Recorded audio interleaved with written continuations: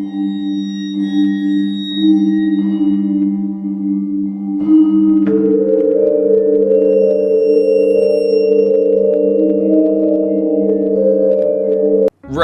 Evil is definitely a series that is not lacking when it comes to the characters. There's a lot of extremely iconic characters in the Resident Evil franchise. People like Leon Kennedy and Chris Redfield really stick out and people immediately know who they are when they see their face. However, Resident Evil has a ton of characters in the series, and a lot of characters really we don't get to spend a lot of time with the movies and the animated show mainly focusing on Leon and Chris. We are kind of left in the dark when it comes to the other characters of the series, and that's what I want to focus on with today's episode of Nerd Space. I'm going to take a look at the Resident Evil series and give you guys my opinion about characters that I think need to return for a future Resident Evil game. So my name is Ruben with Nerd Space, and here are 10 characters that need to make their return in Resident Evil. Let's get it.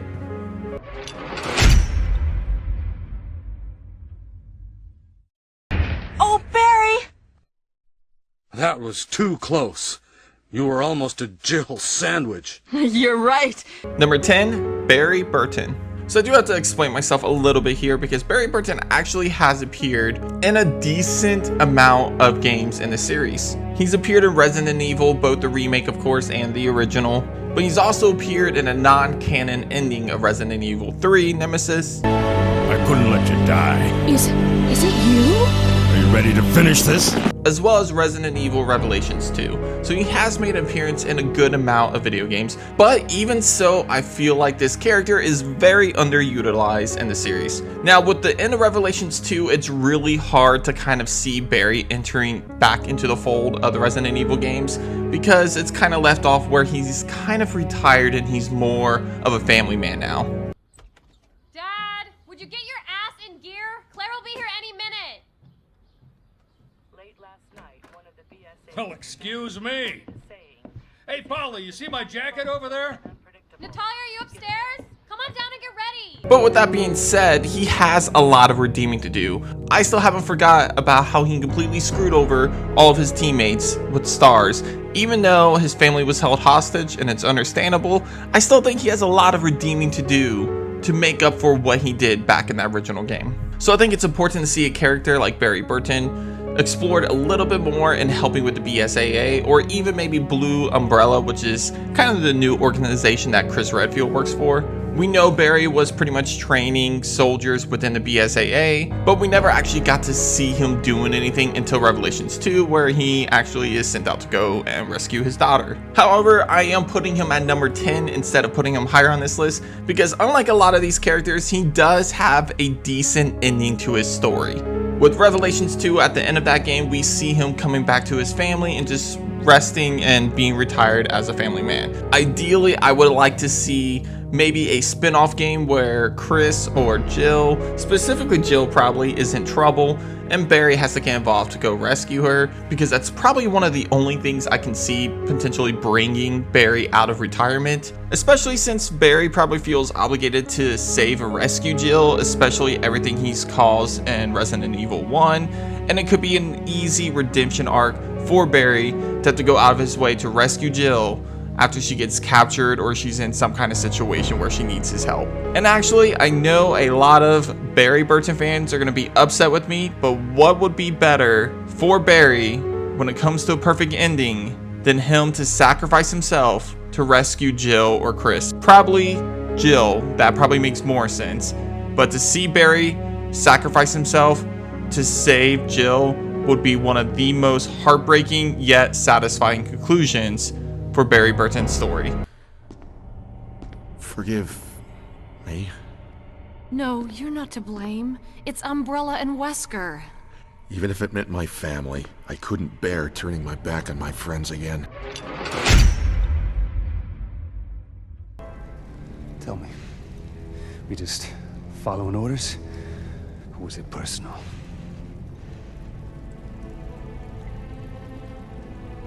Both. Number 9, Jake Mueller. So Jake's only appearance in the Resident Evil series is Resident Evil 6, and we all know Resident Evil 6 doesn't have the best reputation, and it was kind of pretty much torn apart. Now, I've kind of owned up to the fact that while I think it's a bad game, not a lot of people actually feel that Resident Evil 6 is a bad game. That being said, Resident Evil 6 still had a lot of shiny moments, and Jake was actually one of those shiny moments. Him again? Friend of yours? Or like an ex-girlfriend? Guy doesn't know when to quit. While I didn't agree with the whole combat focus, hand-to-hand combat style gameplay with Jake, I did really enjoy the backstory of this character as to how he was Wesker's son, and I was really excited to see the relationship between Jake and Chris play out. Unfortunately, we didn't really get to see much of that. We had a couple scenes, really only one interactive scene between the two, and it was very short-lived, and we didn't get to experience that relationship a little bit farther. I think with that dynamic between Chris and Jake, it would be really interesting to see how that plays out and could tell a really amazing, intriguing story between the two. With Chris being rumored to return in Resident Evil 9 and some other Resident Evil legacy characters returning as well, we could potentially finally see Jake Mueller making his return as well, and maybe we can see that interaction play out a little bit more. What's really tragic about Jake Mueller is that his character was intended to be the future of the Resident Evil franchise. They even did a post-credit scene teasing Jake's future in the franchise at the end of Resident Evil 6, but thanks to the flop of Resident Evil 6 and it not doing well critically, they didn't proceed with that future they saw with Jake, and we unfortunately didn't get to explore more of Jake's backstory. That is fair, kid. Come on! Next time, take the fucking hit!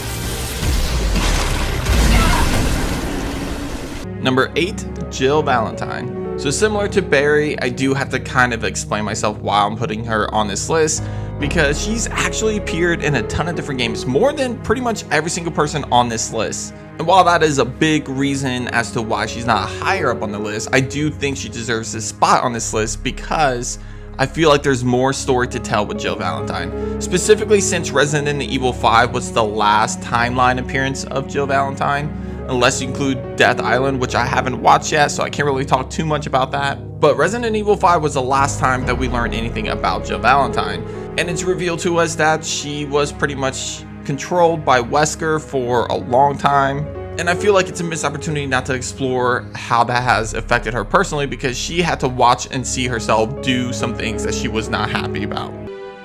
I couldn't control my actions, but God, I was still aware. Oh, forgive me.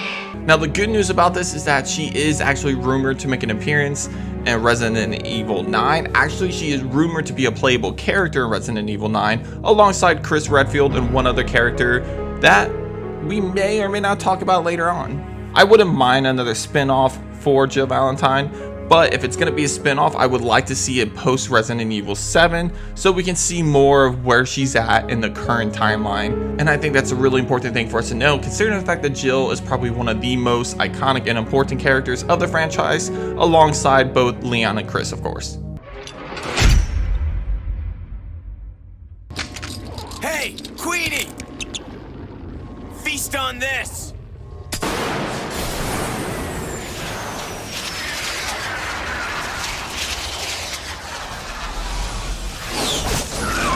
Number 7, Billy Cohen. So Billy Cohen has only made an appearance in one Resident Evil game, and that is Resident Evil 0.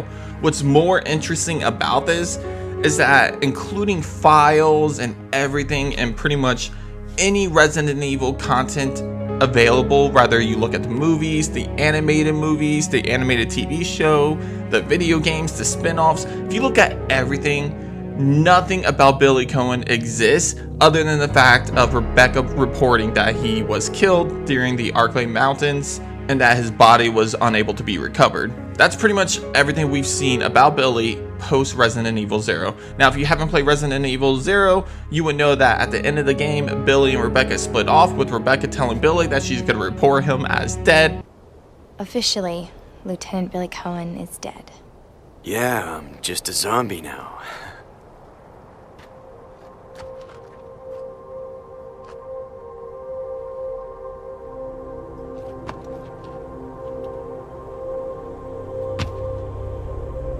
So there's no additional information regarding Billy about if he even survived. I at least want to see that he made it out, that somehow he made contact with Rebecca to let her know that he's okay.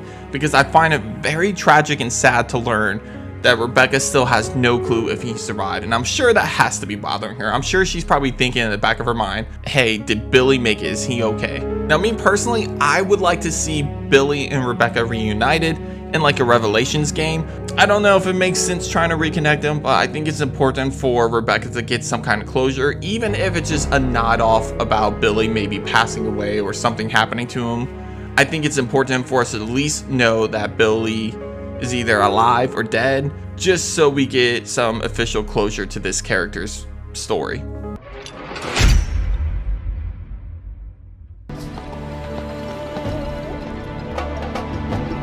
Welcome to Africa. My name is Sheva Alomar. Number 6, Sheva Alomar. So while we're on the topic of characters that have only appeared in one Resident Evil game, that goes for this next character, Sheva, as well. Sheva's only appearance is Resident Evil 5 alongside Chris Redfield as his new partner in his search for Jill Valentine. Now, unlike Billy, we do see some more information on Sheva in other games, specifically Resident Evil 6. We learned that Sheva is still part of the West African division of the BSAA during Resident Evil 6. Other than that, we don't really hear from Sheva anymore after that. And that's sad because Sheva was probably one of the more interesting parts of Resident Evil 5, and she was a character that had a very deep backstory involving Umbrella. So a character like this, with so much baggage and so much backstory with BOWs, you would think that this character could be used more in the future. Now, I don't know if she would appear in a mainline Resident Evil game. I can probably see her appearing in a spin-off, maybe a Revelations game with another character that I'll talk about in just a little bit, but she's also part of the BSAA. She's one of those characters I just want to know like what she's doing currently, even if we just got a couple different documents just telling us what she's up to and where she's at in the current timeline, because she was such a vital part of Resident Evil 5. I mean, she's one of the 2 characters that played a part in killing Albert Wesker himself.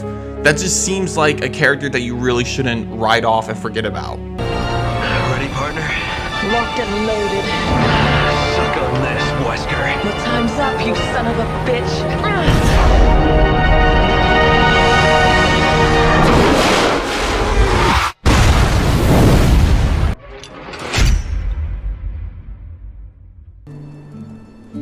My dad was a scientist. He was working on BOWs when I was exposed. Luckily, I was treated with the vaccine before it was too late. But the virus adjusted and adapted.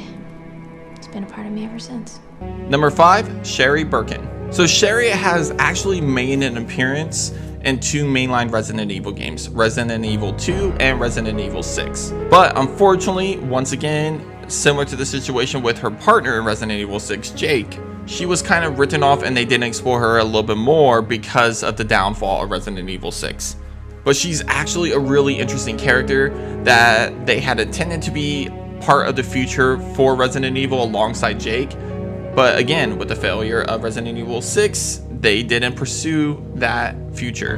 And that sucks because I feel like Sherry Birkin was definitely the most robbed character of Resident Evil 6 because she had such an interesting backstory going into this game, and she had so much going for her, and there was so much to actually see and explore with her character that just felt like it was the wrong decision to move away and give up on her so quickly.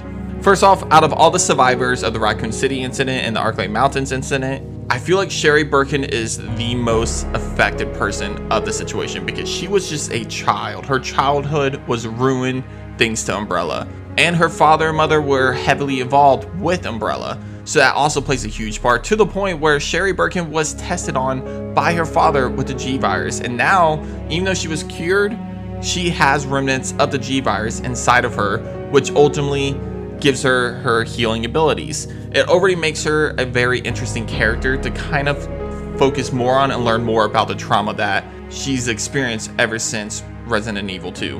When you think about everything this character has gone through as a child and continuing her life all the way to adulthood, with the knowledge that her parents were behind one of the biggest tragedies in world history, yeah, it's a pretty big deal.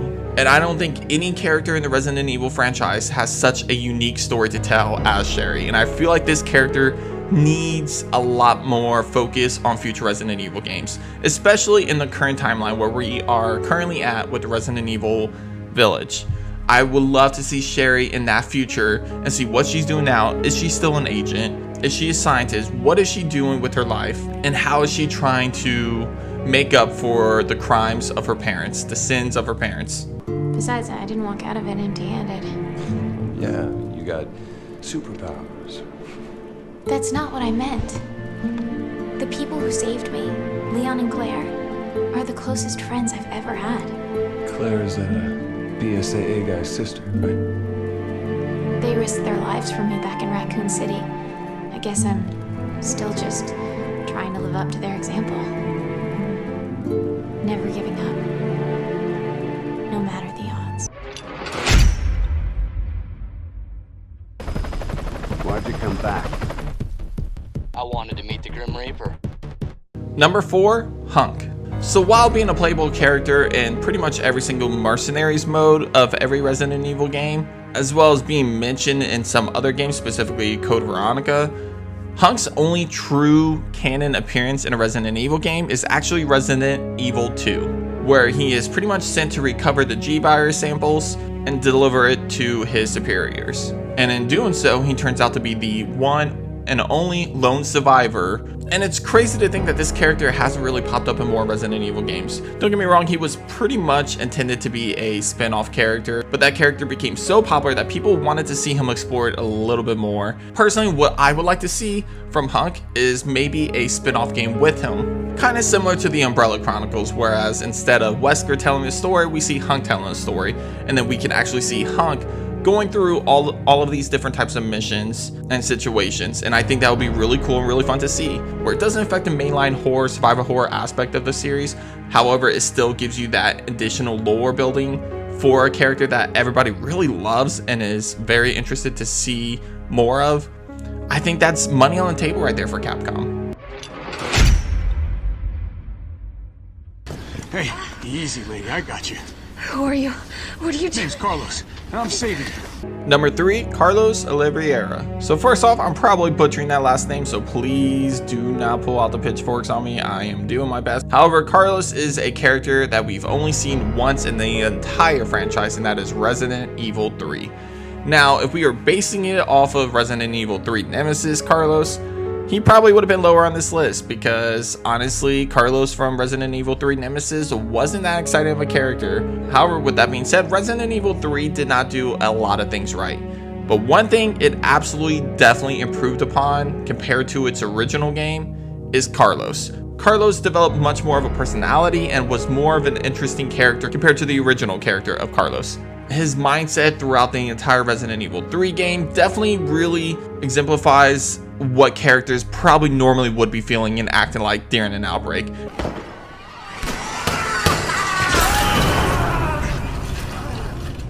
What the hell was that thing?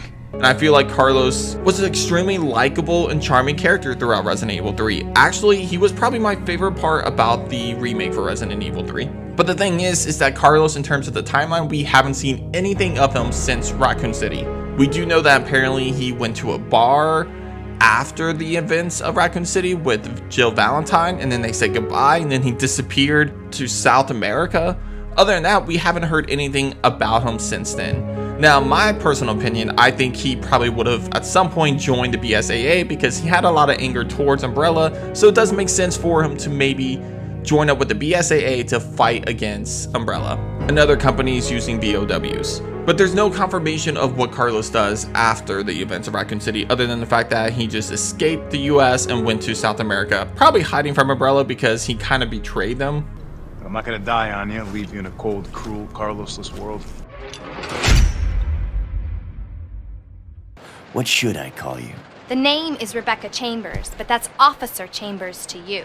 Number 2, Rebecca Chambers. So Rebecca Chambers has appeared in 2 Resident Evil games as playable characters, Resident Evil 0 and Resident Evil 1. And I did mention earlier how Rebecca Chambers was actually rumored to be in the next Revelations game, but unfortunately that either got canceled or that leak wasn't true at all. But that sucks because I feel like Rebecca Chambers is one of the most unique and interesting characters of the Resident Evil franchise. I would put her on the same level or just a little bit under Sherry's character.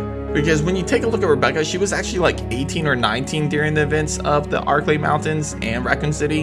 So she was really young and she was a rookie cop that was part of the STARS unit.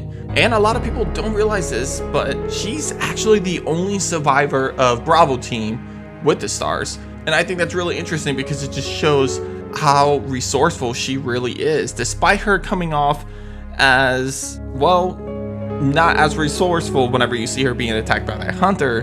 The fact of the matter is she still had to survive for an extended period of time while pretty much the entire rest of her team were killed. So I definitely think she's one of the most underrated characters of the series. And while she's kind of been explored a little bit more in the movies, because we've seen her in Vendetta, and I haven't seen her yet, but she's also in Death Island as well, we haven't really seen her explored in the Resident Evil games since Resident Evil 1. That's how long it's been. The original Resident Evil game was the last game in terms of the timeline that we've seen Rebecca in. And I think a Revelations 3 game would be a perfect fit for her. Again, when it comes to a lot of the characters on this list, I don't see them returning for a mainline number entry. Rebecca's one of those characters. As much as I love Rebecca Chambers and I think she's one of the most underrated characters of the series, I can't see a good reason for why she needs to return for a mainline number entry. But make Revelations 3 happen, Capcom. Come on, bring Rebecca back. Show us what happened to Billy. Let's make it happen. I'm guessing you don't have a key in one of those fancy pockets? Unfortunately, no. But how are you doing? You know, just surviving. But number 1, Claire Redfield. So Claire Redfield actually has appeared in a lot of Resident Evil games. 3, actually. She's appeared in Resident Evil 2, of course, both the original and the remake, Code Veronica, and Revelations 2. However, if you notice when I said that, Resident Evil 2 is actually the only numbered entry Claire Redfield has appeared in. Although Code Veronica could probably be considered a numbered entry since it was supposed to be, but the fact of the matter is technically it's considered a spin-off now, so But what's really interesting about Claire Redfield is that she's one of the only big playable characters in the first 2 Resident Evil games that hasn't made a return in a number entry. When you think of the likes of Chris Redfield, Leon Kennedy, and even characters like Ada Wong and Sherry Birkin, all of these characters have appeared in mainline entries, numbered entries of the Resident Evil franchise, except for Claire. Hell, even Albert Wesker, who was a villain and not a playable character in Resident Evil 1, appeared in Resident Evil 5 and even Resident Evil 4. And that's crazy to me because I think Claire Redfield was part of the biggest game in the franchise. If you look at my rankings for Resident Evil games, you would probably see that Resident Evil 2, the original game, is my favorite video game of all time. I absolutely love and adore this game. But for some reason, Claire Redfield does not get as much attention as the other playable protagonist, Leon Kennedy. For some reason, Leon is just way more popular and way more utilized over Claire Redfield. And that's crazy because Claire is a really interesting character and she deserves a lot of the attention too, especially since she was half of the most popular game in the franchise, in my opinion. Now, I'll be completely honest, in Code Veronica, her character isn't as exciting. They kind of took a step back with her character development in Code Veronica. Oh, I need those. Give them to me. But Revelations 2 takes a step forward, but it's a spin-off. I want to see Claire Redfield make her comeback in the series in a mainline entry. She deserves it. She deserves it more than any character on the roster of Resident Evil. She deserves another numbered entry in the franchise. As much as I want to see more about Jill and as much as I want to see Chris again, because Chris is my favorite character in the franchise, the fact of the matter is I think Claire deserves this opportunity more, and I think she needs to be in Resident Evil 9 more than any character on this list. Well, that's gonna do it for this episode of Nerd Space, guys. Let me know what you think.